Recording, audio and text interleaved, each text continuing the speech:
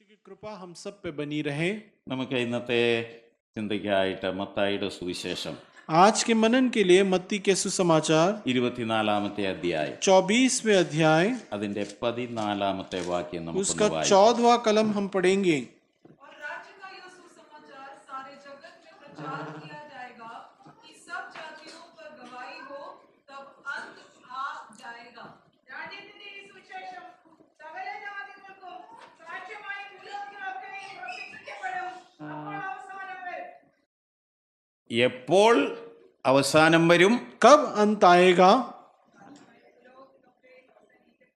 രാജ്യത്തിന്റെ ഈ സുവിശേഷം സകല ജാതികൾക്കും സാക്ഷ്യമായി ഭൂലോകത്തിലേക്കും പ്രസംഗിക്കപ്പെടും. അപ്പോൾ അവസാനം വരും. और राज्य का ये सुसमाचार सारे जगत में प्रचार किया जाएगा कि सब जातियों पर गवाही हो, तब अंत आएगा। വളരെ ജാതികളുടെ അടുക്കൽ ഈ സുവിശേഷം ഇനിയും എത്തുവാൻ ബാക്കിയുണ്ട്. अनेक जातियों की ओर ये सुसमाचार अब पहुंचना बाकी है। നമ്മുടെ കേരളത്തിൽ പോലും യേശു എന്ന പേര് കേൾക്കാത്തവർ ധാരാളമുണ്ട്. हमारे केरलम में भी देखे तो यीशु नाम न सुनने वाले अनेक लोग हैं। സ്തോത്രം. അപ്പോൾ ഇത് സകല ജാതികൾക്കും സാക്ഷ്യത്തിനായിട്ട് പ്രസംഗിക്കപ്പെടണം. ये सारे जातियों के लिए गवाही ठहरा पाए इस समान हमें प्रचार करना है। നമുക്ക് അവസാനത്തെ കുറിച്ചൊന്ന് ചിന്തിച്ചു നോക്കാം. हम अंतिम समय के बारे में भी जरा मनन कर कर देखें। നമുക്കൊരു ഗ്രീക്ക് വാക്ക് ചിന്തിക്കാം. हम एक ग्रीक पद को लेकर सोचेंगे। ഇന്ന് വരെ ഞാൻ ഗ്രീക്ക് ഒന്നും നിങ്ങളോട് പറഞ്ഞിട്ടില്ല. ഇന്നൊരു ഗ്രീക്ക് പറയാം. आज तक मैंने आपको ग्रीक का कोई शब्द तो कहा नहीं, आज एक कहूंगा। അവസാനം എന്നതിന് ടെലോസ് എന്നാണ് ഗ്രീക്കിൽ ഉപയോഗിച്ചിരിക്കുന്നത്. अंत कहे तो टेलोस कहते हैं उसे, അതിന്റെ അർത്ഥം ലക്ഷ്യപ്രാപ്തി और उसका मतलब यह है कि लक्ष्य का प्राप्त करना അല്ലെങ്കിൽ പൂർത്തീകരണം. या पूर्तिकरण हो जाना। അവസാനം എന്നവിടെ പറഞ്ഞിരിക്കുന്നത് വെറും ഒരു അവസാനമല്ല. अंत कहा तो केवल अंत नहीं है। നമ്മൾ എന്തെങ്കിലും ഒരു സാധനം ഉണ്ടാക്കി അത് പൊട്ടിത്തകർന്നു പോയാൽ അത് അവസാനിച്ചു പോയെന്ന് പറയും. हमने किसी वस्तु को बनाया, गिर गया, टूट गया तो हम कहेंगे वो खत्म हो गया। അങ്ങനെ ഒരു അവസാനത്തെ കുറിച്ചല്ല ടെലോസ് പറയുന്നത്. ऐसा एक अंत के बारे में ठेलोस नहीं कहता, അതൊരു ടെർമിനേഷനും അല്ല. और वो समाप्ति भी नहीं है।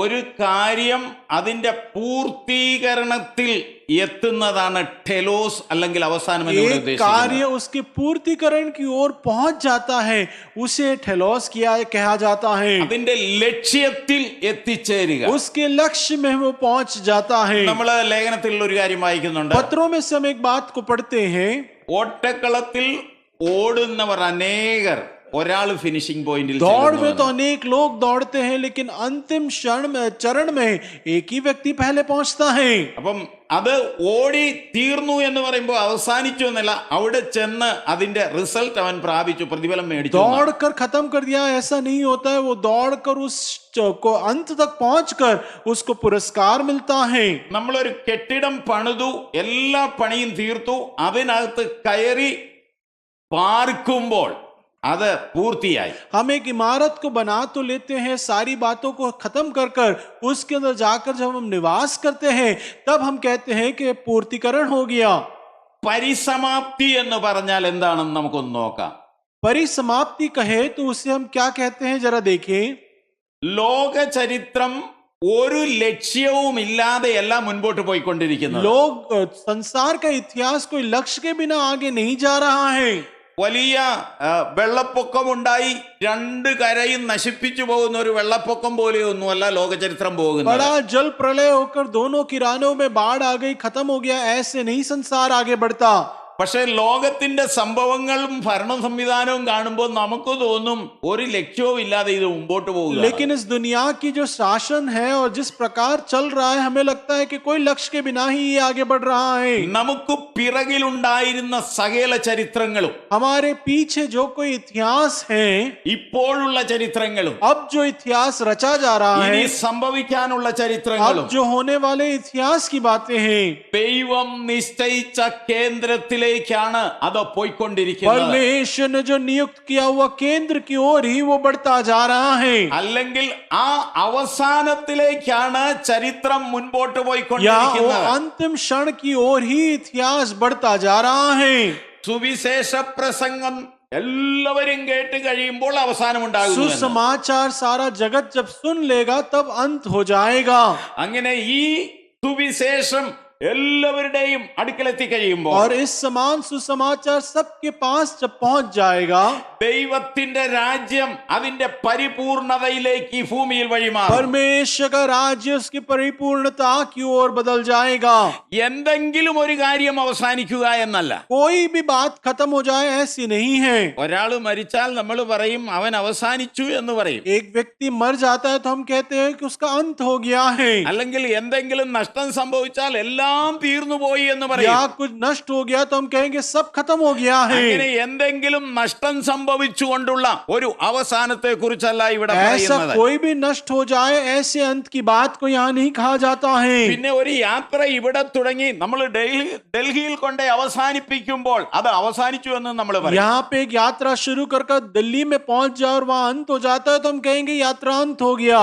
എന്നാൽ പിന്നെയും അടുത്ത ട്രെയിനെ കയറി നമ്മൾ പിന്നെയും ഇവിടെ തിരിച്ചു വരും. लेकिन फिर भी दूसरे एक ट्रेन में चढ़कर हम वापस यहीं पे आते हैं। അങ്ങനെയും അവസാനിക്കുന്ന ഒരു കാര്യമല്ല ഇത്. ऐसा अंत होने वाली बात भी नहीं है ये। ദൈവം മനുഷ്യനു വേണ്ടി തയ്യാറാക്കിയ പദ്ധതിയുടെ പൂർത്തീകരണം. परमेश्वर ने मनुष्य के लिए जो योजनाएं बनाए हैं उसकी एक पूर्तिकरण की समय ഇവിടെ സുവിശേഷത്തിൽ കൂടെ ഈ ലോകത്തിനും മനുഷ്യനും വേണ്ടി ദൈവം ഒരുക്കിയ ദിവ്യ പദ്ധതിയുടെ പരിസമാപ്തി എന്നാണ് यहाँ അർത്ഥമാക്കുന്നത്. सुसमाचार की ओर से संसार के लिए एक जो अंत बना रखा है वो दिव्य समाप्ति की ओर की बातें हैं। ആ ദിവ്യമായ ലക്ഷ്യത്തിലേക്കാണ് മുഴുവൻ ചരിത്രങ്ങളും ഇന്ന് മുൻപോട്ട് और പോകുന്നത്. उस दिव्य लक्ष्य की ओर ही इतिहास की बातें बढ़ती जा रही हैं। ഇനി അതിന്റെ കംപ്ലീഷൻ അല്ലെങ്കിൽ ഫുൾഫിൽമെന്റ് എന്ന് പറഞ്ഞാൽ और എന്തായിരിക്കാം? इसकी जो कंप्लीशन या पूर्णता की बातें कहे तो क्या है?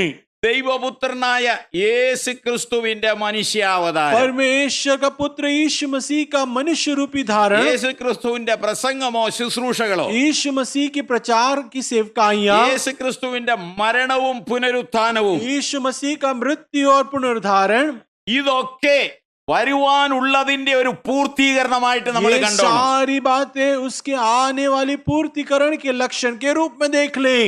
മനുഷ്യ ചരിത്രത്തിന്റെ ഇടഭാഗത്ത് സംഭവിച്ച ചെറിയ ഒരു കാര്യം എന്ന് വേണേ പറയാം. मनुष्य के चरित्र के अंदर छोटी सी जो घटनाएं हुई है ऐसे हम कह सकते हैं। എന്നാൽ നമ്മെ സംബന്ധിച്ച് ആ ചെറിയ കാര്യം ഏറ്റവും മഹത്തായ लेकिन हम जब കാര്യവുമാണ്. देखते हैं तो छोटी बातें बहुत ही महत्वपूर्ण बातें हैं। അതിന്റെ ഫുൾഫിൽമെന്റ് 3:16 യോഹന്നാൻ 3:16. और उसकी जो पूर्तिकरण यूहन्ना के 3:6-16 में है। उसने अपना इकलौता पुत्र दे दिया ताकि जो कोई उस पर विश्वास करे वो नाश ना हो परंतु अनंत जीवन पाए। യേശുക്രിസ്തുവിന്റെ ജനനവും കുരിശുമരണവും പുനരുത്ഥാനവും यीशु मसीह का मृत्यु क्रूसित होना, उसमें मृत्यु होना और उससे पुनरुद्धारण जो प्राप्त हुआ അത് മനുഷ്യന് നിത്യജീവന് കാരണമായി वो തീരുന്നു. मनुष्य के अनंत जीवन का कारण भी बन गया। ആ ഒരു സംഭവത്തോടെ ചരിത്രം ഇവിടെ രണ്ടായി വിഭാഗിക്കപ്പെടുകയാണ്. उसी एक घटना से इतिहास दो भागित हो जाता है। യേശുവിന് മുൻപെന്നും യേശുവിന് പിൻപെന്നും രണ്ടായിട്ട് ചരിത്രം यीशु വിഭാഗിച്ചു मसीह के നിൽക്കുന്നു. पहले और यीशु मसीह के बाद ऐसे इतिहास दो भागित हुआ। യേശുക്രിസ്തുവിന്റെ പുനരുത്ഥാനത്തിന് പിറകിലുള്ള ചരിത്രങ്ങൾ മുഴുവനും, यीशु मसीह के पुनरुद्धारण से पहले के सारे इतिहास की बातें, ഭരണ സംവിധാനങ്ങൾ മുഴുവനും, शासन के सारी बातें, അത് നല്ലതാകട്ടെ മോശമാകട്ടെ, चाहे वो अच्छा हो या बुरा हो, എല്ലാം യേശുക്രിസ്തുവിന്റെ മനുഷ്യാവതാരത്തിനു വേണ്ടി वो തയ്യാറാക്കിക്കൊണ്ടിരിക്കുകയായിരുന്നു. सारी बातें यीशु मसीह के मनुष्य रूपी धारण होकर आने की बातों के लिए तैयारी कर रही थी। ഇനി അടുത്തത് ഒരു കാര്യം നമുക്ക് ആലോചിച്ച് अब एक നോക്കാം. दूसरी बात को हम सोच कर देखें। നമ്മൾ വിത്ത് വിതയ്ക്കുന്നു, हम बीज बोते हैं, അത് മുളച്ചു വരുന്നു, वो फूट कर आता है, അതിന്റെ അവസാനം സംഭവിക്കുന്നു. उसका अंत भी होता है। അതിന്റെ അവസാനം എങ്ങനെയാണ് उसका സംഭവിക്കുന്നത്? अंत कैसे होता है? ആ ചെടിയിൽ വളരെ മണികൾ ഉണ്ടാകുന്നു. उस पौधे में कई सारे दाने होते हैं ആ മണികൾ പാകമാകുമ്പോൾ അത് കൊയ്തെടുക്കുന്നു. और वो दाने पक जाते हैं तो उसको कटनी करते हैं। പക്ഷെ ഇന്നുവരെ അങ്ങനെ കൊയ്തെടുത്തിട്ട് ഒരു മനുഷ്യനും അത് തീർന്നുപോയി എന്ന് പറഞ്ഞിട്ടില്ല. लेकिन ऐसे कटनी के बाद आज तक कोई मनुष्य ये नहीं कहता कि वो फसल खत्म हो गया, അവസാനിച്ചു എന്ന് പറഞ്ഞിട്ടില്ല. अंत हो गया, ऐसे नहीं कहते। എന്നാൽ ഫലം പുറപ്പെടുവിക്കാതെ ഇരുന്നാൽ लेकिन अगर- അത് അവസാനിച്ചു എന്ന് വേണമെങ്കിൽ പറയാം. लेकिन उसमें अगर फल उत्पन्न ना हो तो हम कह सकते हैं कि वो अंत हो गया है. അവിടെ ആ ചെടി നശിക്കുകയല്ല ചെയ്യുന്നത്. वो पौधा वहां नष्ट नहीं होता, പകരം നട്ടതിന്റെ ലക്ഷ്യം അവിടെ പൂർത്തീകരിക്കുകയാണ് കൊയ്തെടുക്കുമ്പോൾ. वरन बोए गए का लक्ष्य जो था फसल कटनी उसे वहां पे पूर्ण किया जाता है. വീണ്ടും അനേകം ചെടികളെ മുളപ്പിക്കുവാൻ പര്യാപ്തമായ ജീവനുള്ള വിത്തുകൾ അവിടെ साथ ഉത്പാദിപ്പിക്കപ്പെടുകയാണ്. ही साथ उसमें से अनेक ऐसे बीज उत्पन्न होते हैं जिसमें से नए पौधे उग सके. അത് വിതയ്ക്കുമ്പോൾ പിന്നെയും അങ്ങനെ തന്നെ और ये സംഭവിക്കുകയാണ്. बीजों को जब बोया जाता है फिर से वो उठते हैं. അപ്പോൾ ദൈവപുത്രനായ ക്രിസ്തുവിന്റെ മരണവും പുനരുത്ഥാനത്തിന്റെയും ഫുൾഫിൽമെന്റ് എന്ന് പറയുന്നത് അതാണ് और നടന്നത്. प्रभु यीशु मसीह का मृत्यु और उसके पुनरुद्धारण का जो पूर्तिकरण है वही यही तो बात है. താൻ പ്രസംഗിച്ചുകൊണ്ട് നടന്നപ്പോൾ 12 പേരുടെ ഒരു ഗ്രൂപ്പ് ഉണ്ടായി. वो प्रचार कर चला तो 12 लोगों का एक झुंड बना. മരിച്ചു പുനരുത്ഥാനം ചെയ്ത് കഴിഞ്ഞപ്പോൾ സമയത്തിന്റെ ഉള്ളിൽ അവരുടെ മേൽ ദൈവത്തിന്റെ ആത്മാവിനെ അയച്ചു. मृत्यु होकर जी उठता है तो समय के आधार में उसके उनके ऊपर पवित्र आत्मा उतर आता है. ആത്മാവ് വന്നു കഴിഞ്ഞപ്പോൾ 11 പേരോടുകൂടെ പത്രോസ് എഴുന്നേറ്റ് നിന്ന് പ്രസംഗിച്ചു. आत्मा जब उतरा है तो पतरस वहां सबके सामने खड़े होकर प्रचार करता है.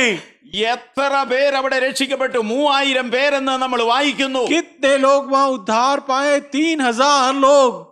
യേശു ക്രിസ്തുവിനെ ഒരു വിത്തായിട്ട് പരിഗണിച്ചു കൊള്ളുക. यीशु मसीह को एक बीज रूपी हम देख ले. അതിനെ വിതച്ചു കഴിഞ്ഞപ്പോൾ ഏതാനും ദിവസങ്ങൾക്കുള്ളിൽ എത്ര ആയിരം രക്ഷിക്കപ്പെട്ടു और എന്നുള്ളത് उसको ചിന്തിക്കണം. बोल लिया गया तो कितने हजार कुछ समय के बाद उसमें से उद्धार पाए, जरा सोच कर देखें. അപ്പോൾ യേശു ക്രിസ്തുവിന്റെ മരണത്തിന്റെയും ഉത്ഥാനത്തിന്റെയും സമാപ്തി എന്ന് ഫുൾഫിൽമെന്റ് എന്ന് പറയുന്നത് മാനവജാതിയുടെ രക്ഷയായിരുന്നു. यीशु मसीह का मृत्यु और पुनरुद्धारण और समाप्ति कहे तो मानव जाति का उद्धार ही है. അത് പെന്തക്കോസ്ത് നാളിൽ അതിശക്തമായിട്ട് ആരംഭിച്ചു. और पेंतकोस्त के दिन में वो बड़े शक्ति के साथ शुरू हुआ. 3000 എന്ന് നമ്മൾ കണ്ടു. 3000 हमने देखा, പിന്നെ 5000 എന്ന് നമ്മൾ फिर 5000 हम पढ़ते हैं. വെളിപ്പാട് പുസ്തകം വരുമ്പോൾ എണ്ണപ്പെടാത്ത സംഖ്യകളൊക്കെ ഒത്തിരി നമ്മൾ കാണുന്നു. प्रकाशित किताब में आ जाए तो अनगिनत कई सारे आंकड़े हैं. സഭാപ്രസംഗി 11ന്റെ 1-ാമത്തെ വാക്യം വായിക്കാം. सबोपदेश 11 का 1 पढ़े. നിന്റെ അപ്പത്തെ വെള്ളത്തിന്മേൽ എറിയുക. ഏറിയ നാൾ കഴിഞ്ഞിട്ട് നിനക്കത് കിട്ടും. എക്ലീസിയാസ് സഭോപദേശകൻ. अपनी रोटी जल के ऊपर डाल दे क्योंकि बहुत दिन के बाद तू उसे फिर पाएगा. നിന്റെ അപ്പത്തെ വെള്ളത്തിന്മേൽ എറിയുക, ഏറിയ നാൾ കഴിഞ്ഞിട്ട് നിനക്കത് കിട്ടും. अपनी रोटी जो है जल के ऊपर डाल दे क्योंकि बहुत दिनों के बाद तू उसमें से फिर पाएगा. അതിന്റെ 6-ാമത്തെ വാക്യം കൂടെ उसका വായിക്കാം. 6 कलम भी पढ़े. രാവിലെ നിന്റെ വിത്ത് വിതയ്ക്ക. വൈകുന്നേരത്ത് നിന്റെ കൈ വച്ചിരിക്കരുത്. ഇതോ അതോ ഏത് സഫലമാകും. മതി. രാവിലെ നിന്റെ വിത്ത് വിതയ്ക്കുക, भोर को तू अपना बीज को बोले വൈകുന്നേരത്ത് നിന്റെ കൈ ഇളച്ചിരിക്കരുത്. और सांझ को भी अपने हाथ को ना रोक. ഇതോ അതോ ഏത് സഫലമാകുമെന്നും രണ്ടും ഒരുപോലെ നന്നായിരിക്കുമോ എന്നും നീ അറിയുന്നില്ലല്ലോ. क्योंकि तू नहीं जानता कि कौन सा फसल होगा या कौन सा वो दाना जो उत्पन्न हो अच्छा निकलेगा. രാവിലെ വിത്ത് വിതയ്ക്കുക, सुबह भोर को बोए നിന്റെ കൈ ഇളച്ചിരിക്കരുത്. और तेरे हाथ रुक ना जाए. നിന്റെ അപ്പത്തെ വെള്ളത്തിന്മേൽ എറിയുക, तेरे रोटी को पानी के ऊपर डाल. ഏറിയ നാൾ കഴിഞ്ഞിട്ട് കൈ- നിനക്കത് കിട്ടും, തിരിച്ചു കിട്ടും. बहुत दिनों के बाद तुझे वो फिर से मिल जाएगा.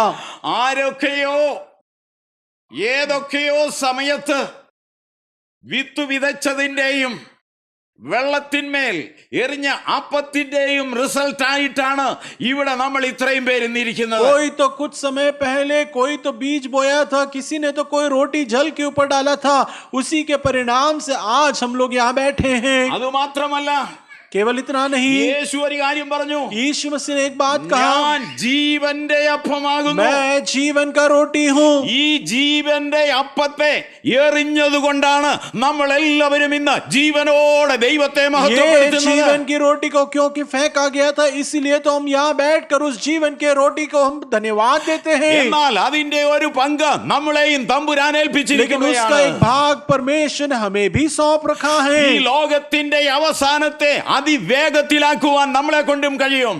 इस संसार के अंत में शीघ्रता में पहुंचने के लिए हमसे भी हो सकता है. നമ്മുടെ കയ്യിൽ തന്നിരിക്കുന്ന ഈ അപ്പത്തെ എന്ത് ചെയ്യുക? കൈ ഇളക്കാതെ എറിഞ്ഞുകൊണ്ടേയിരിക്കുക. और हमारे हाथ में जो ये बीज या रोटी दिया उसका क्या करे? रुके बिना हमें इसे बोते जाना है. നമ്മളെ കൊണ്ട് അത് ചെയ്യുവാൻ കഴിയട്ടെ. हमसे ये काम करते रह നമുക്ക് पाए. മറ്റൊരു വാക്യം വായിക്കാം. യെശയ്യാവ് 32 20 വാക്യത്തിലേക്ക് നമുക്ക് ഒന്ന് വരാം. यशायाह 32 के 20 में कलम की ओर भी आ जाए.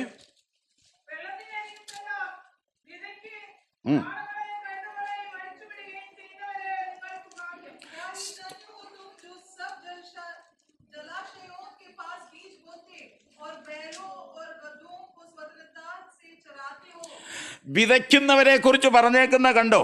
बोने वालों के बारे में देखो क्या कहा गया है. വെള്ളത്തിനരികത്തെല്ലാം വിതയ്ക്കുകയും കാളയെയും കഴുതയെയും അഴിച്ചുവിടുകയും ചെയ്യുന്നവരെ നിങ്ങൾക്ക് ഭാഗ്യം. धन्य है जो सब जलाशयों के पास बीज बोते हैं और बैलों और गधों को स्वतंत्रता से चराते हैं. ഈ ലോകത്തിന്റെ അവസാനവും ये संसार के अंत में भी യേശു ക്രിസ്തുവിന്റെ രാജ്യവും സ്ഥാപിക്കുന്നതിനോടനുബന്ധിച്ച് പറഞ്ഞിരിക്കുന്ന ഒരു ഭാഗമാണ് यीशु ആ വാക്യം. मसीह के राज्य की स्थापना के साथ जुड़ा हुआ एक कलम ही तो ये है.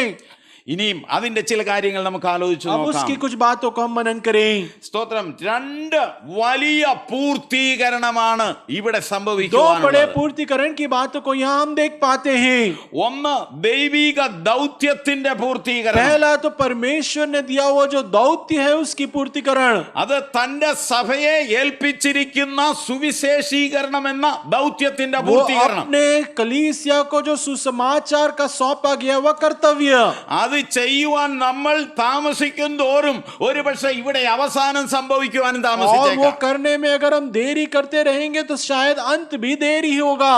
രാജ്യത്തിന്റെ ഈ സുവിശേഷം राज्य का ये सुसमाचार സകല ജാതികൾക്കും सारे जातियों को സാക്ഷ്യത്തിനായി പ്രസംഗിക്കപ്പെടും. गवाही ठहराने के लिए प्रचार किया ആ जाएगा. കേൾക്കുന്ന സുവിശേഷം അനുസരിച്ച് സകല ജാതികളെയും ദൈവന്യായം वो വിധിക്കും. सुसमाचार जो सुनते हैं उसके आधार में सारे जातियों का न्याय परमेश्वर करेगा. സുവിശേഷീകരണം സകല ജാതികളിലും सुसमाचार सारे जातियों को ഭൂമിയുടെ മുഴുവൻ അറ്റങ്ങളിലും എത്തുമ്പോൾ पृथ्वी के सारे कोने में जब पहुंच जाएगा ദൈവസഭയെ ഏൽപ്പിച്ച ദൗത്യം ഇവിടെ പൂർത്തിയാകും. परमेश्वर की कलीसिया को जो दौत्य सौंपा गया वो पूर्ण होगा. സുവിശേഷീകരണം എന്ന ദൗത്യം അതിന്റെ ഫിനിഷിംഗ് പോയിന്റിൽ എത്തും. सुसमाचार का जो दौत्य है वो अपने अंत क्षण में पहुंच जाएगा. ഇത് ഫിനിഷിംഗ് പോയിന്റിൽ എത്തുന്നതിനാണ് ടെലോസ് എന്ന് और ये പ്രയോഗിച്ചിരിക്കുന്നത്. समाप्ति के पॉइंट तक पहुंचता है उसको ही तो थेलोस कहा गया है. രണ്ടാമത്തെ കാര്യം दूसरी बात പ്രവചനത്തിന്റെയും ചരിത്രത്തിന്റെയും പൂർത്തീകരണം. भविष्यवाणी और इतिहास की पूर्तिकरण. മനുഷ്യനെ കുറിച്ചുള്ള ദൈവിക പദ്ധതിയുടെ പൂർത്തീകരണം. मनुष्य के लिए जो परमेश्वर की योजना है उसकी पूर्तिकरण. ആ ദൈവിക പദ്ധതി ഇവിടെ നിവർത്തിക്കപ്പെടുക തന്നെ वो ചെയ്യും. परमेश्वर का योजना यहाँ पूर्ण होकर ही रहेगा. അത് നിവർത്തിക്കാതിരിക്കുവാൻ അന്ധകാരത്തിന്റെ വലിയ ഒരു സൈന്യം ഇവിടെ वो പോരാടുന്നുണ്ട്. पूर्ण ना हो उसके लिए अंधकार का एक बड़ा सेना यहाँ लड़ रहा है. ആ സേനയ്ക്കെതിരെ നമ്മൾ അരയും തലയും മുറുക്കി പോരാടേണ്ടവരാണ്. उस सेना के खिलाफ अपने कमर को कसते हुए माथे को तैयार करते हुए जाना है. എങ്കിൽ മാത്രമേ ഈ സുവിശേഷീകരണം വേഗത്തിലാവുകയുള്ളൂ. तभी तो सुसमाचार शीघ्रता में पहुंचेगा. അപ്പോൾ ദൈവിക പദ്ധതിയുടെ പൂർത്തീകരണത്തിൽ നമ്മളെ ദൈവം തമ്പുരാൻ പങ്കാളികളാക്കി तो വെച്ചിരിക്കുകയാണ്. परमेश्वर के दौत्य की पूर्तिकरण में हमें परमेश्वर ने भागीदार बनाया है. പ്രാർത്ഥിക്കുവാൻ കഴിയുന്നവർ അങ്ങനെ, प्रार्थना करने वाले ऐसे, സുവിശേഷം പറയുവാൻ കഴിയുന്നവർ അങ്ങനെ, सुसमाचार कर सके वो वैसे. ഏതെല്ലാം തരത്തിൽ ഇതിൽ നമുക്ക് പങ്കാളികളാകുവാൻ പറ്റുമോ അങ്ങനെ എല്ലാം നമ്മൾ ചെയ്യുക. कैसे हम इसमें भागीदार हो सकते हैं वैसे हम इसमें भागीदार बन जाएं. ഈ യുഗത്തിന്റെ അവസാനത്തിൽ സംഭവിക്കുന്ന പ്രധാനപ്പെട്ട ഒരു इस കാര്യം संसार के अंत में होने वाला एक प्रधान कार्य പാപത്തിന്റെ കറപുരണ്ട ജീവരക്തം ഒഴുക്കിയിരിക്കുന്ന പ്രാകൃതമായ എന്ന് ഞാൻ പറയുകയാണ്. पाप का दाग से जो लगाया हुआ है उसके ऊपर जीवन का जो लहू बहा जाता है वो बातें हैं. ഈ യുഗത്തിന് ദൈവം തമ്പുരാൻ അവസാനം വരുത്തും. इस युग को परमेश्वर अंत लाएगा. ദൈവം നീതിയുള്ള ഒരു യുഗം ഈ ഭൂമിയിൽ സ്ഥാപിക്കും. परमेश्वर धर्म का एक युग को इस संसार में स्थापित करेगा. അതിനെ കുറിച്ചാണ് യെശയ്യാവ് 32 അധ്യായത്തിൽ നമ്മൾ വായിക്കുന്നത്. उसी के बारे में यशायाह नबी के 32 में हम पढ़ते हैं. അതിന്റെ 1 മുതൽ ചില വാക്യങ്ങൾ വായിച്ചു उसके നോക്കാം. पहले कलम से जरा पढ़े. രാജാവ് നീതിയോടെ വാഴും.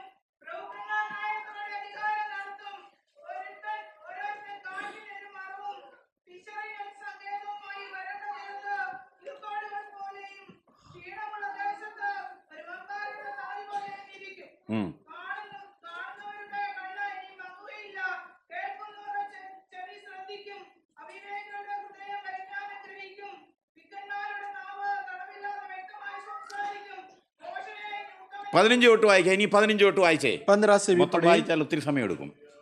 15 തൊട്ട് നിന്ന് ആത്മാവിനെ നമ്മുടെ മേൽ പകരുവോളം തന്നെ അപ്പോൾ മരുഭൂമിയിൽ ഉദ്യാനമായി തീരും, ഉദ്യാനവനമായി എണ്ണപ്പെടും. താഴോട്ട് വായിക്കാം. മരുഭൂമിയിൽ ന്യായം വസിക്കും, ഉദ്യാനത്തിൽ നീതി പാർക്കും, നീതിയുടെ പ്രവൃത്തി സമാധാനവും നീതിയുടെ ഫലം ശാശ്വത വിശ്രമവും നിർഭയതയും ആയിരിക്കും. എന്റെ ജനസമാധാന നിവാസത്തിലും നിർഭയ വസതികളിലും സ്വൈര്യമുള്ള വിശ്രാമ സ്ഥലങ്ങളിലും പാർക്കും. എന്നാൽ വനത്തിൽ വീഴ്ചയ്ക്ക് കന്മഴ പെയ്യുന്ന നഗരം അശേഷം നിലംപരിച്ചാകുകയും ചെയ്യും. വെള്ളത്തിനരികത്തെല്ലാം വിതയ്ക്കുകയും കാളകളെയും കഴുതുകളെയും അഴിച്ചുവിടുകയും ചെയ്യുന്നവരെ നിങ്ങൾക്ക് ഭാഗ്യം എന്നാണ് അവിടെ പറയുന്നത്. और मेरे लोग शांति के स्थानों में निश्चिंत रहेंगे और विश्राम के स्थानों में सुख से रहेंगे। वन के विनाश के समय ओले गिरेंगे और नगर पूरी रीत से चौपट हो जाएगा। क्या ही धन्य हो तुम जो सब जलाशयों के पास बीज बोते और बैलों को और गधों को स्वतंत्रता से चराते हैं। ഹിന്ദി മാത്രം അറിയുന്നവർ വീട്ടിൽ ചെന്ന 32-ാമത്തെ അധ്യായം ഒന്ന് ശ്രദ്ധയോടെ केवल വായിച്ചു हिंदी जानने वाले 32वें अध्याय को घर जाकर शांति से पढ़कर देखना। ഇവിടെ ചരിത്രങ്ങൾ ഉണ്ടാകുന്നു, यहाँ इतिहास है, സാമ്രാജ്യങ്ങൾ ഉടലെടുക്കുന്നു. साम्राज्य बनते हैं, നമ്മൾ നോക്കുമ്പോൾ അത് തകർന്നു പോകുന്നു. हम देखते हैं तो वह नाश होता है। എല്ലാ സംസ്കാരങ്ങളും മണ്ണിനടിയിലേക്ക് പോവുകയാണ്. सारे संस्थाएं मिट्टी के अंदर जाते हैं। ഇങ്ങനെയൊക്കെ നമുക്ക് തോന്നിയാലും ऐसे हमें लगेगा तो भी ഇതെല്ലാം ദൈവം ആ കാര്യത്തിലേക്ക് നീക്കിക്കൊണ്ടുപോവുകയാണ്. ये सारी बातें परमेश्वर उसी काम की ओर लेकर जाता है। അതിന്റെ പൂർത്തീകരണത്തിലേക്കാണ് ഇതെല്ലാം നടത്തപ്പെടുന്നത്. उसकी पूर्तिकरण की ओर ही इसे लिया जाता है। ഓരോ കാലത്തുണ്ടാകുന്ന സംസ്കാരങ്ങളും വിപ്ലവങ്ങളും എല്ലാം സുവിശേഷത്തിന്റെ വഴിയൊരുക്കി മുൻപോട്ട് एक एक കൊണ്ടുപോവുകയാണ്. समय में जो कई घटनाएं होती है वो सुसमाचार के पूर्तिकरण की ओर ही बढ़ाती हैं। എല്ലാവരിലും സുവിശേഷം എത്തിക്കുക. सबों को सुसमाचार पहुंचाना है। നമ്മുടെ രാജ്യത്ത് വളരെ പ്രതിസന്ധിയുണ്ട്, अब तो हमारे राज्य में कई सारी सतावे हैं, ഓടിക്കുന്നുണ്ട്, दौड़ाते हैं, വെളിയിൽ ഇറങ്ങാൻ പറ്റാത്തവരുണ്ട്, घर से बाहर नहीं निकल पाते, ജയിലിൽ കിടക്കുന്നവരുണ്ട്. बंदीगृह में पड़े हैं। ജയിലിൽ ചെന്നവർ മിണ്ടാതിരിക്കുന്ന ആർക്കെങ്കിലും क्या തോന്നുന്നുണ്ടോ? किसी को लगता है बंदीगृह में पड़कर वो मौन बैठे रहेंगे? അവരുടെ കൂടെ കിടക്കുന്നവരോടെല്ലാം ഈ സുവിശേഷം जो പറയും. उनके साथ बैठते हैं सोते हैं उनको सुसमाचार बताएंगे। ജയിലിൽ കിടക്കുന്നവർ നന്നായി സുവിശേഷം കേൾക്കണമെങ്കിൽ ഇതല്ലാതെ വേറൊരു വഴിയില്ല. जेल में पड़े हैं उनको सुसमाचार सुनान तो इसके अलावा और कोई जरिया भी तो नहीं। അതിന്റെ ഭാഗമായിട്ടായിരിക്കും ഇന്ന് ഈ കാണുന്ന और കാര്യങ്ങളെല്ലാം उसी के भाग में ही तो अब जो दिखने वाले घटनाएं हो रहे होंगे। അനുകൂല സാഹചര്യങ്ങൾ നമ്മൾ കാണുന്നുണ്ട്, अनुकूल जो कामों को हम देखते हैं, പ്രതികൂല സാഹചര്യങ്ങൾ प्रतिकूल കാണുന്നുണ്ട്. की परिस्थितियों को भी देखते हैं। പക്ഷേ ഇതെല്ലാം സുവിശേഷത്തിന്റെ വ്യാപനത്തിന് കാരണമാവുകയാണ്. लेकिन ये सारी बातें सुसमाचार की बढ़ोतरी का ही कारण है, याद करें। സകല ജാതികളിലേക്കും ഭാഷകളിലേക്കും ഇതെങ്ങനെ എത്തണം എന്ന് ദൈവത്തിനറിയാം. परमेश्वर जानता है कि सारे जाति और भाषाओं को कैसे सुसमाचार पहुंचाना है। നമ്മുടെ രാജ്യത്ത് തന്നെ എത്രമാത്രം ഭാഷകളുണ്ട്. हमारे देश में ही देख ले कितने सारे भाषाएं हैं। ലിപിയുള്ള ഭാഷകളുണ്ട്, ഇല്ലാത്ത ഭാഷകളുണ്ട്. कितने लिपि वाले भाषा हैं, कितने उसमें नहीं होते हैं। ഈ സുവിശേഷം അവരിലെത്താൻ എന്താണ് വഴി? और ये सुसमाचार वहां पहुंचने के लिए क्या राह है? ഒരു കൂട്ടം ജനം ലിപികൾ ഉണ്ടാക്കുന്നു. एक झुंड जो है व्याकरण बनाते हैं। അത് വളരെ എളുപ്പമായ കാര്യമൊന്നുമല്ല. और कोई सरलता नहीं होती है इसमें।